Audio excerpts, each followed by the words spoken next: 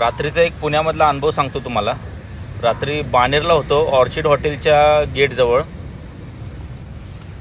म्हटलं थोडा आराम करू, बुकिंग येत नव्हती. तर 5 मिनिटानं अचानक गाडी हलायला लागली. मी म्हटलं अरे हे काय, गाडी का हलायला लागली? मला वाटलं कोणतरी येऊन धक्का बिक्का दिला असेल, गाडी वगैरे लागली असेल. साईड मिररमध्ये बघितलं तर कोणच दिसेना.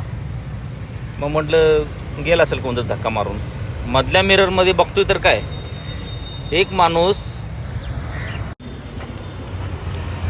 इथून दोन्ही हातानं पकडून डिक्की तोडण्याचा प्रयत्न करत होता. मी त्याला मधल्या मिररमध्ये बघतोय, उठलोय मी, गाडी स्टार्ट केली तरी तो काय डिक्की तोडायचा काय थांबला नाही, वडतच होता तो. तर जरा सावध राहा रात्रीचं, नाईटला. सगळ्या ड्रायव्हर लोकांना विनंती आहे, झोपताना पेट्रोल पंप बघून झोपत जा. नाईटला झोपताना शक्यतो पेट्रोल पंप बघून झोपत जावा, कारण चोर लोक जास्त आहेत. गाडी लॉक करत जावा नाईटला झोपताना. जिथे कॅमेरा असेल, सुनसान जागी गाडी लावून झोपू नका.